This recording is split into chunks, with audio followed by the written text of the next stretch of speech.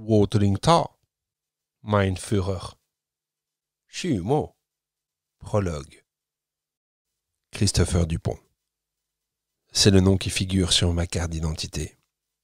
C'est aussi mon appellation de survie. Mes parents m'avaient appelé Adam à la naissance. J'ai toujours été fier de porter le nom d'un prophète, même si ce n'est pas trop original, je l'avoue. Je suis actuellement dans un fourgon en direction de Mons, et j'écris ces derniers mots pour ne pas sombrer dans la folie avant mon exécution, car je suis coupable. Coupable d'être musulman. Aïche. Commencement. Tout a commencé le 1er mars 2014, lorsque des terroristes ont attaqué la gare de Kunming en Chine. Ces terroristes faisaient partie du peuple ouïghour. Ce massacre, comme les milliers d'autres massacres qui ont ravagé le monde, n'a pas été diffusé dans les médias. Je ne l'ai moi-même appris qu'en août 2019, grâce à la chaîne YouTube de Brut. En apprenant cela, j'ai tout de suite pensé au Troisième Reich et au livre qui avait littéralement basculé ma vision du monde actuel, 1984. Mais revenons-en au fait. Cet attentat a lancé la guerre contre le terrorisme, comme il l'appelait. Ce mouvement était on ne peut plus normal suite à ce choc qui a tué une trentaine de personnes et blessé une centaine d'autres. Ce qui partait d'une bonne intention a vite tourné au cauchemar pour la population ouïghour. Les surveillances des messages suspects a très vite laissé place à l'instauration de camps de rééducation.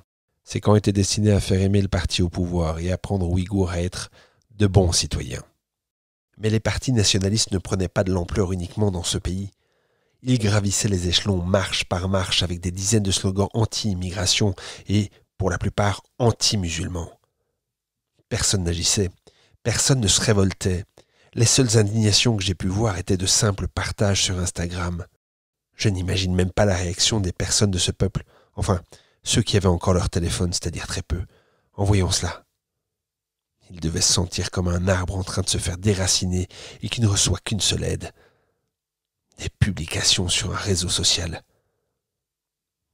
Comme énormément de personnes, je ne me souciais pas vraiment de toute cette histoire et je préférais continuer ma simple vie d'étudiant jusqu'au 24 novembre 2020. Le jour où la guerre contre le terrorisme a pris une toute autre tournure. Ein Show. Ein Volk, ein Reich, ein Führer. Ce jour-là, comme tous les mardis, je travaillais dans mon laboratoire sur un nouveau projet. Le but était de concevoir un réacteur qui défierait les limites de la vitesse.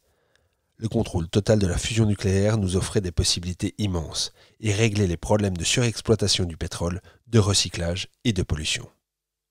En d'autres termes, tous les problèmes environnementaux ont été résolus grâce à cette innovation scientifique. Le seul souci qui persistait encore et toujours était cette éradication du peuple ouïghour. Ce crime contre l'humanité n'impliquait que la Chine avant cette date. Le jour de l'élection présidentielle aux États-Unis, Donald Trump, qui a gagné son procès parlementaire grâce à tous les liens qu'il a créés avec les républicains du Sénat, a été réélu. Il ne présentait aucune haine contre les musulmans dans le programme de son premier mandat, ce qui est logique car l'Arabie saoudite était un puissant allié de ce pays. Mais je reste persuadé que c'est à cause de l'Iran que Trump a décidé de s'allier avec la Chine. L'Iran qui a perpétré en tout et pour tout 5 attentats meurtriers suite à l'assassinat de leur général.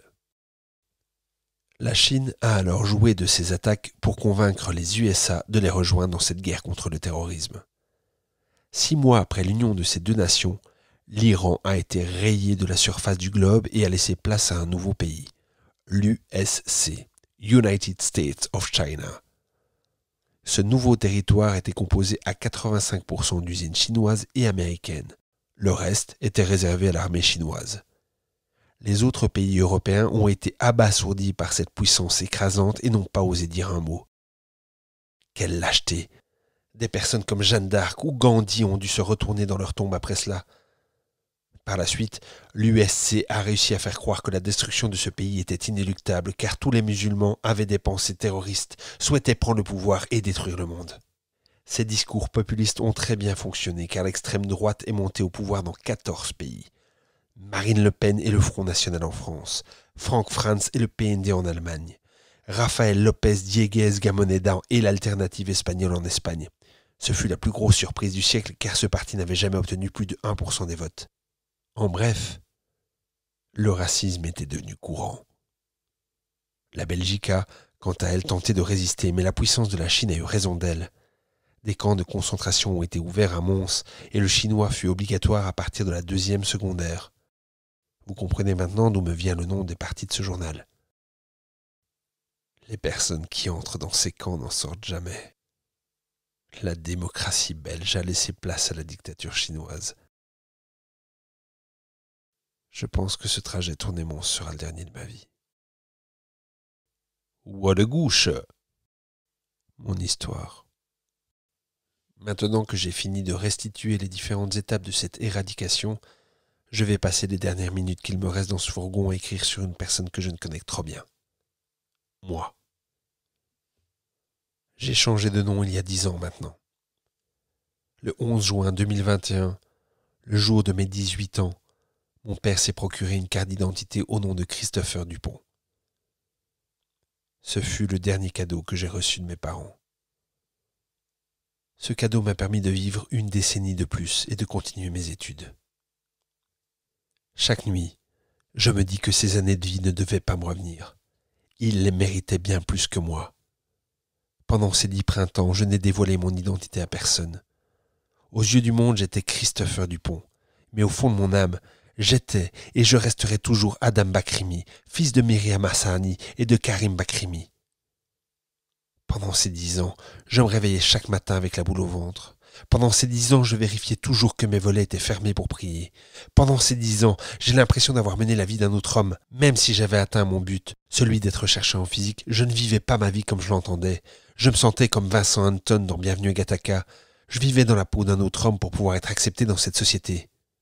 Je ne me doutais pas une seconde que je me ferais repérer par les autorités à cause d'une méthode que j'avais découverte en lisant des récits sur le nazisme. La délation anonyme. Ma seule erreur a été de lire le Coran légèrement trop fort le jour de mon anniversaire en pensant à mes parents. J'ai commis cette erreur hier. Je pourrais encore écrire pendant des heures sur ma vie et mon mal-être, mais je sens que le fourgon commence à freiner.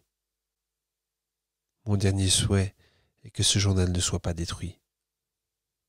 Ce souhait est irréalisable, car pour eux, un musulman n'a pas le droit d'écrire et de diffuser sa pensée. Je ne vaux rien. Ce journal ne vaut rien. Il ne vaut rien, mais il m'a fait du bien. Je comprends enfin ce que ressentait mon rappeur préféré, Silla, quand il écrivait. J'écris ce qui, au fond du cœur des hommes, reste enfermé, pour rappeler que l'espoir devra toujours mourir en dernier. J'écris ces mots en tremblant, car j'écris l'indicible. Pour que tu restes fier de moi après l'abdication, mais j'ai l'impression de commencer à devenir invisible. J'écris pour préparer ma dématérialisation. Sai Chen. Adieu.